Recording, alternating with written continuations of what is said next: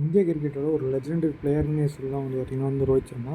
ஆரம்ப காலகட்டத்தில் பார்த்திங்கன்னா ரோஹித் சர்மா தன் திறமைக்கு ஆடாமல் இருந்தார். காரணம்னு பார்த்திங்கன்னா ஒரு மிடில் ஆர்டரில் ஒரு ஃபினிஷராக பார்த்திங்கன்னா அவர் ஆடிட்டு இருந்தாருன்னே சொல்லலாம். அதுக்கப்புறம் பார்த்திங்கன்னா 2013 அப்புறம் பார்த்திங்கன்னா ஒரு ஓப்பனர் இறங்கி இந்தியா அணிக்கு பார்த்திங்கன்னா ஒன் டே ஆகட்டும், T20 ஆகட்டும், கடைசியில் பார்த்திங்கன்னா டெஸ்ட்லேயுமே ஓப்பனிங்கில் பார்த்திங்கன்னா சரியான ஒரு ரன்களை குவிச்சு ஒரு இந்தியாவோட ஒரு ஸ்டார் பிளேயர் ஆகிட்டார். அது மட்டும் இல்லாமல் மும்பை இந்தியன்ஸுக்கு பார்த்திங்கன்னா 5 கப்புகள் வாங்கி கொடுத்து பார்த்திங்கன்னா ஒரு சிறந்த கேப்டனாகவே இருந்தார். இப்படி இருக்கல பார்த்திங்கன்னா இந்த வேர்ல்டு கப்பில் பார்த்திங்கன்னா ரோஹித் சர்மாவே பார்த்திங்கன்னா கேப்டன்ஷிப் பண்ணி ஒன் டே வேர்ல்டு கப்புக்கு அப்புறம் T20 world cup first time captainship பண்ணி பார்த்திங்கன்னா போகிறாரு.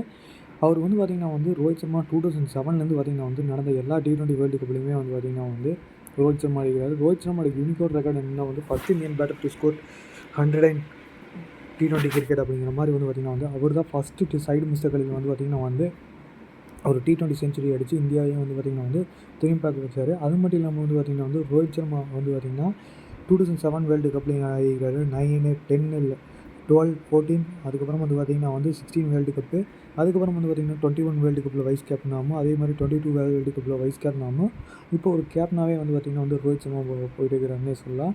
37 வயசு ஆகியும் பார்த்திங்கன்னா ரோஹித் சர்மா இந்தியன் கேப்டன்சிக்கு பார்த்திங்கன்னா ஒரு நல்ல ஒரு உதாரணமாக பார்த்திங்கன்னா யங்ஸ்டர்ஸ்க்கு இருக்கிறாரு. இப்படி இருக்கிற ரோஹித் சர்மா பார்த்திங்கன்னா இந்த வேர்ல்டு கப்புக்கு அப்புறம் பார்த்திங்கன்னா ரோஹித் சர்மா பார்த்திங்கன்னா விளையாட போவதில்லை அப்படிங்கிற மாதிரி தகவல் இருக்குது. காரணம் என்னென்னு பார்த்திங்கன்னா ரோஹித் சர்மா ஒரு புவர் ஃபார்ம்னு தான் சொல்லலாம்.